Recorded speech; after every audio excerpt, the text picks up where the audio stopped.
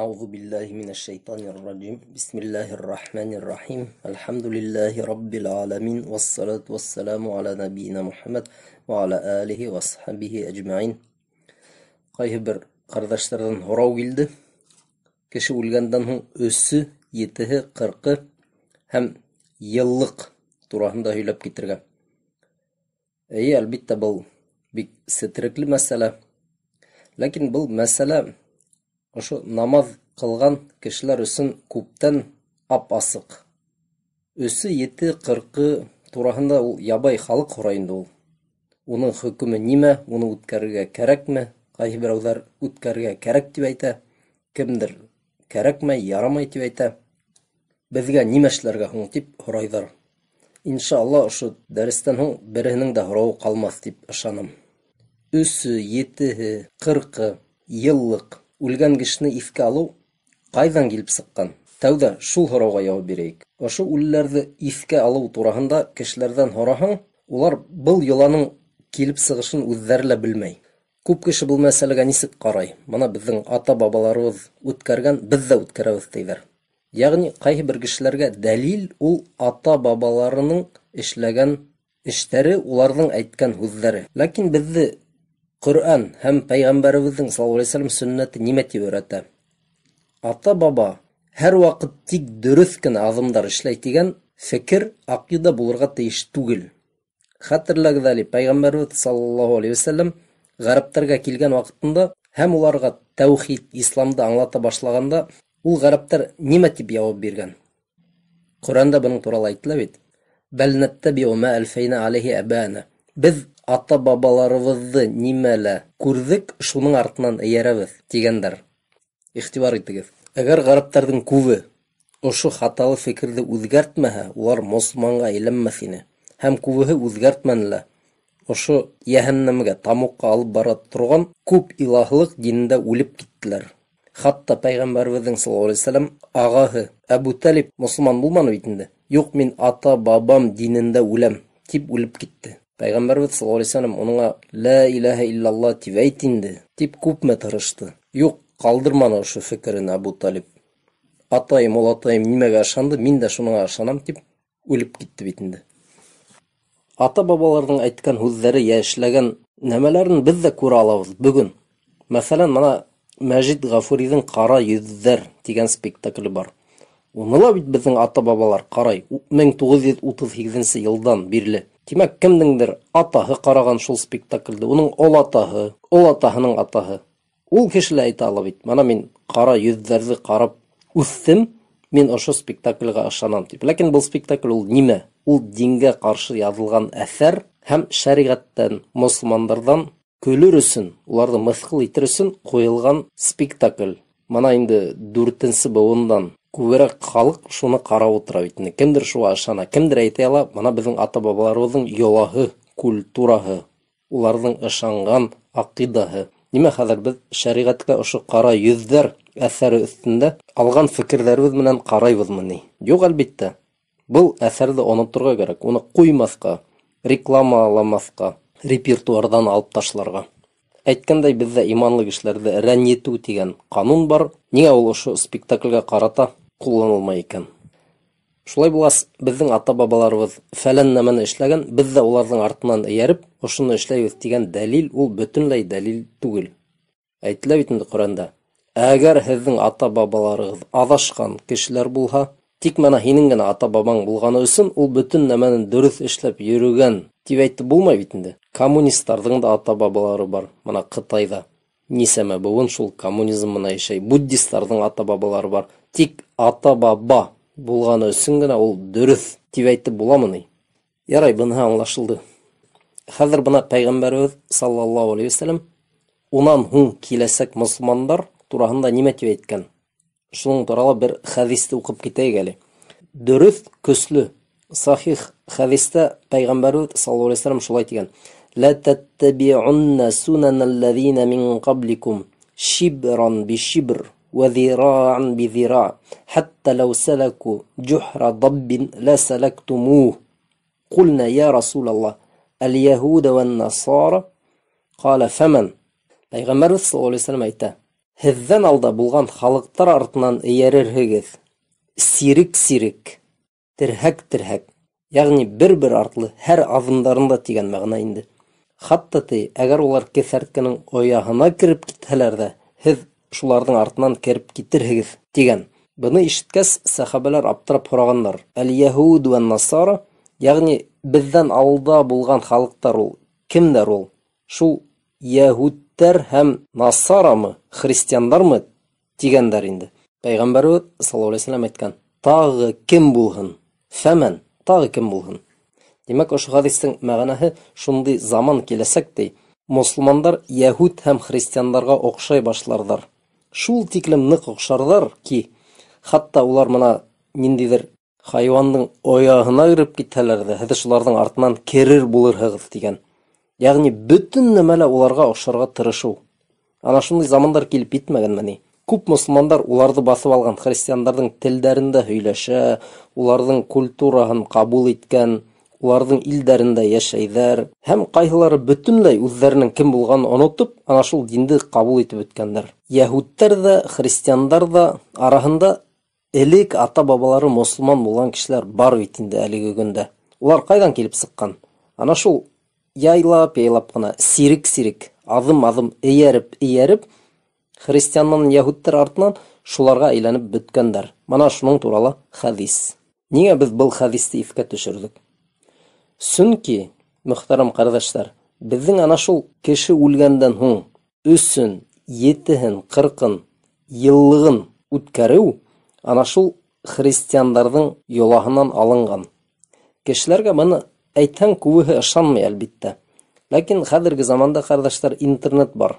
Асағыҙ ҙа ҡарайһығыҙ. Был ысынлап та сер түгел. Бәлки элегерәк мына китаптар булмағанда кеше аптырап ултырғандыр, ул ҡайҙан килеп сыҡҡан икән ул 3-ө, 7-һе тип. Ләкин хәҙер ҡыйын түгел бит инде. Асаһың да уҡыйһың. Мана мин 2 сайт таптым.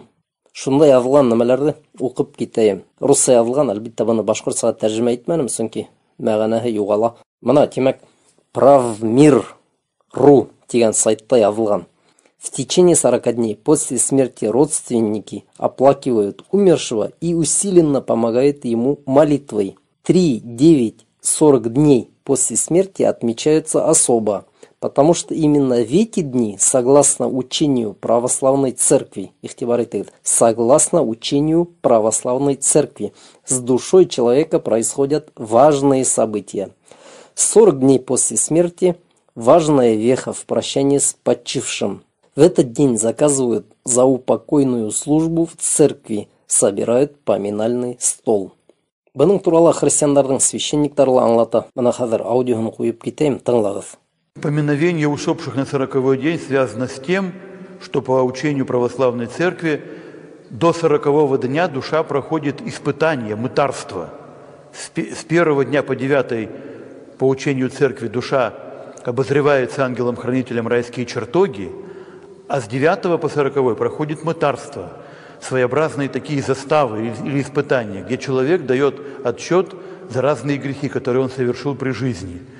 И на 40-й день он снова приводится на поклонение к Богу, его душа вернее, и выносится такое предопределение частное по его дальнейшей судьбе в загробной жизни. Поэтому на 40-й день церковь старается усиленно помочь ему во время этой ответственной встречи с Господом Богом и молится особенными молитвами о усопших за своего новопредставленного христианина. Но также отмечаются и 9-й день, как встреча с Богом, и 40-й, но обычно на 9-м дне как-то не так внимание заостряется, а на 40-м уже очень пристально. Вот чем это объясняется. Есть такая книга, символическая, можно сказать, это «Видение блаженной Феодоры», которая, находясь в состоянии клинической смерти, обходила вот эту лестницу или эти мытарства. И потом, когда она вернулась к жизни, это видение было записано. Но у нас нет особенных причин не доверять этому видению блаженной Феодоры. И вот как там описаны мытарства, так церковь их и представляет, что они действительно совершаются, происходят, и там идет борьба ангела-хранителя и сатаны. Сатана предъявляет хартии или списки с грехами, а ангел-хранитель хартии или списки с добрыми делами, и вот происходит такое взвешивание своеобразное добрых и худых дел человека при его жизни. А в 40-й день все это заканчивается, завершается. Поэтому мы этот 40-й день так молитвенно усугубляем и молимся о упокоении этого человека. Ошо нәмәләрҙе ябай халыҡҡа аңлата башлаһаң, күп кеше һорай. Ә беҙ хәҙер нимә эшләргә тейешбеҙ? 3-өн, 7-һен, 40-ын, йыллығын үткәрергә ярамай, үлгән туғандарға ҡарата беҙ нимә эшләй алабыҙ, тип һорайҙар. Быны аңлар өсөн, мөхтәрәм ҡәрҙәштәр, динде өйрәнер кәрәк. Үлеләрҙе иҫкә алыр өсөн ниндәйҙер билдәле көндәр кәрәкмәй ислам дине буйынса. Ҡасан теләйһегеҙ, шунда ҡылығыҙ доға. Үлгән атайығыҙ, йә әсәйегеҙ, йә олатайығыҙ өсөн. Сәфәрҙә китеп ултырағыҙ, мәҫәлән, руль артында иҫегеҙгә килеп төштө, тотоғоҙ да доға ҡылығыҙ. Бына шундай ҡыҙыҡ бер һорау бирәйем әле үҙегеҙгә. Күҙ алдығыҙға килтерегеҙ. Киләсәктә ҡасан булһа ла беҙ бөтәбеҙ ҙә үлеп китәбеҙ бит инде. Беҙҙән һуң ҡалған балаларыбыҙ, ейәндәребеҙ беҙҙең өсөн доға ҡыласаҡ. Бына һеҙ үҙегеҙ өсөн нимә теләйһегеҙ? Һеҙҙе тик шул 3, 7, 40 һәм 1 йыл үткәс, ошо көндәрҙә генә иҫкә алдылар да оноттолар. Һеҙҙең үҙегеҙгә ошо оҡшар инеме? Юҡ бит. Ул йылына нисә генә тапҡыр килеп сыға? 5-6 тапҡыр ғына һеҙҙең өсөн доға ҡылалар.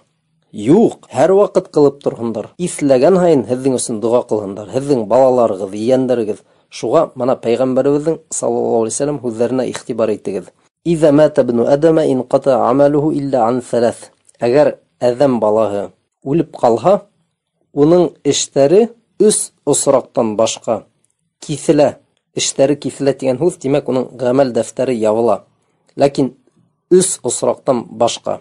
Әгәр уның өсөн изге балаһы доға ҡылып торһа, йәки ул файҙалы ғилем ҡалдырған булһа, йә күсеп йөрөй торған саҙаҡа ҡалдырһа. Күсеп йөрөй торған саҙаҡа ул ҡулдан ҡулға йөрөп кешегә файҙа килтерә. Исмаһам, мәсеткә керетеп, мусхаф алып ҡуйҙығыҙ икән, күпме кеше килеп шуны алып уҡый, шунса һеҙгә лә сауабы яҙылып торасаҡ бит инде, ошо Ҡөрьән уҡылғанса. Шулай уҡ һеҙҙең изге балаларығыҙ, әгәр һеҙ уларҙы дөрөҫ тәрбиәләгән булһағыҙ, һеҙҙең өсөн доға ҡыласаҡтар.